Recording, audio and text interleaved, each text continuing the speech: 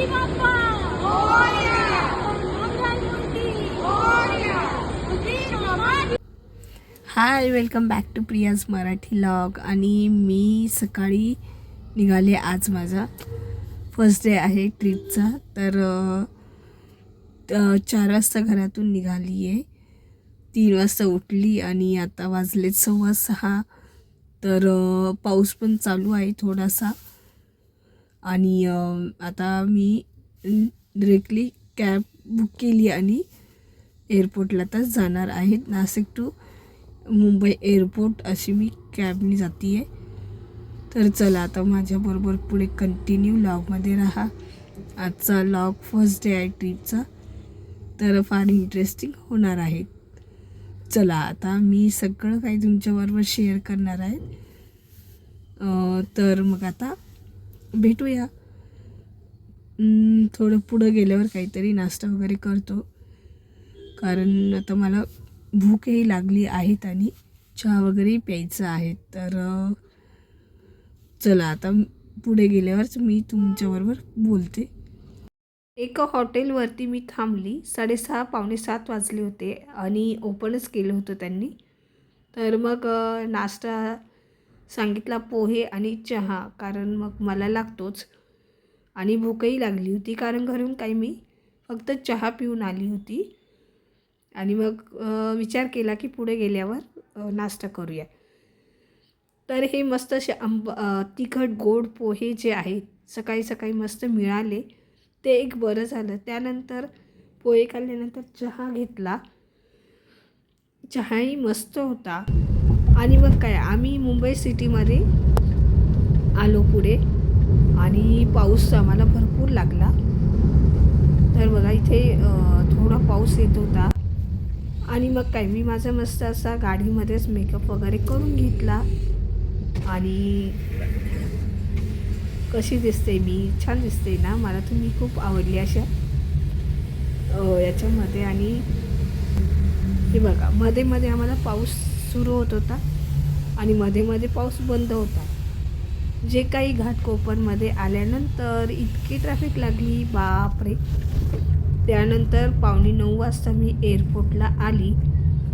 वेळेत पोचली, बरं झालं. खूप हे वाटत होतं की पोचते की नाही, पण ठीक आहे, पोचली मी वेळेमध्ये. आणि ते सगळ्या ज्या गर्ल्स आहेत त्या येऊन थांबल्या होत्या. आम्हाला एक पॉईंट दिला होता, त्या पॉईंटवर आम्हाला. ओके, तर फायनली मी आली आहे एअरपोर्टवरती. बोर्डिंग वगैरे झालं आमचं सगळं आणि आता मी आतमध्ये आलेलो आहे.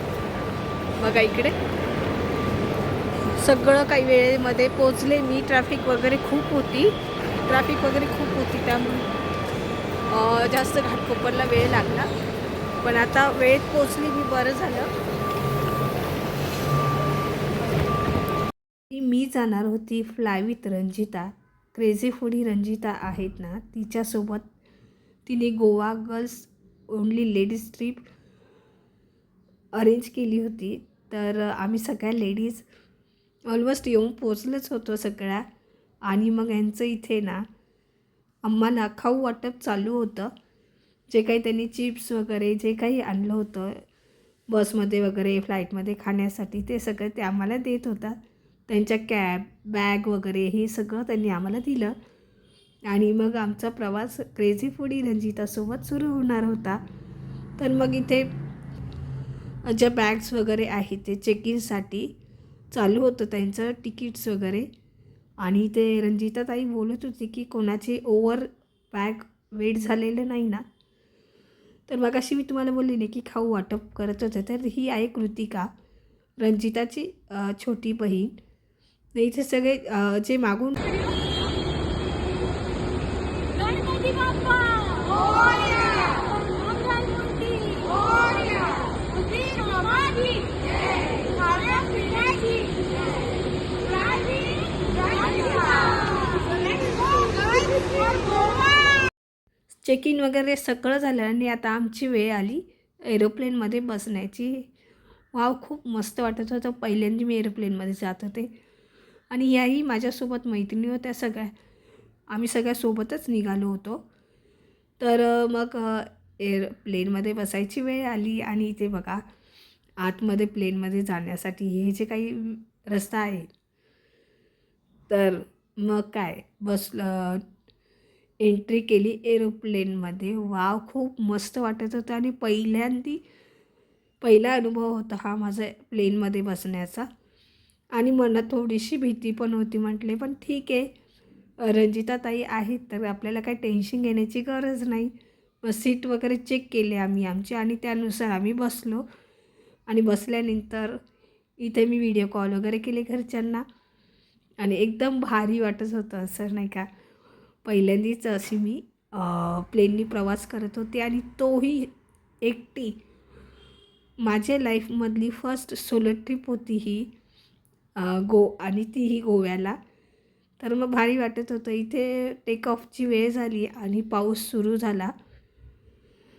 थोडंसं मी कॅप्चर केलं आहे कॅमेरामध्ये पाऊस आणि टेक ऑफच्या वेळी. आणि मग काय नंतर थोडं पुढं गेल्यानंतर वरती एकदम आकाश असं निळं दिसत होतं आणि पाऊस वगैरे काही नव्हता. आणि विमानात बसल्यानंतर बापरे, एकदम धडधड होत होती. खाली वर व्हायचं ते, कान पण खूप हवा जात होती कानामध्ये. पण मजाही येत होती. व्हिडिओ वगैरे आम्ही काढत होतो, फोटो वगैरे काढले. भारी वाटत होता. असा माझा फर्स्ट सोलो ट्रिपचा फर्स्ट डे होता. आणि मग काय 2 तासात आम्ही गोव्याला पोचणार होतो. तर मग काय इथे आम्ही येऊन पोचलो गोवा एअरपोर्टला. आणि इथे आमची बस आलेलीच होती हॉटेलला जाण्यासाठी. मग आम्ही सगळ्या लेडीजने बॅग्स वगैरे ठेवल्या आणि मग बसमध्ये बसण्याची तयारी चालू होती. एकदम मस्त गोव्याला येऊन पोचलं. फार आनंद होत होता आणि इतका वेळही नव्हता लागला, त्यामुळे तर अजूनच छान वाटत होतं. इथे जे मोठ्या ट्रॉली बॅग्स आहेत ते पाठीमागे ठेवत होत्या आणि छोट्या ज्या होत्या ना त्या पाठीमागे ठेवत होत्या आणि मोठ्या ज्या आहेत ना त्या पुढे बसमध्ये ठेवायला सांगितलं त्यांनी. मग आम्ही सगळ्या मैत्रिणी बसमध्ये आलो आणि बसलो सीटवरती हॉटेलवर जाण्यासाठी. आणि मस्त वाटत होतं. AC बस होती छान. आणि हे आहे गोवाचं समुद्र, बोटी. वाव, एकदम मस्त वाटत होतं बघायला. आणि गोव्यामध्ये पण पाऊस चालूच होता. त्यानंतर आम्ही हॉटेलवरती पोचलो आणि आम्हाला कोकम ड्रिंक दिलं, आमचं वेलकम केलं. अशा पद्धतीने आमचं हॉटेलवरती येऊन पोचल्यानंतर वेलकम वगैरे असं त्यांनी वेलकम ड्रिंक दिलं आणि मस्त होतं वेलकम ड्रिंक पण. तिथे कोकम ड्रिंक होतं. चला भेटूया पुढच्या व्लॉगमध्ये. Okay, bye.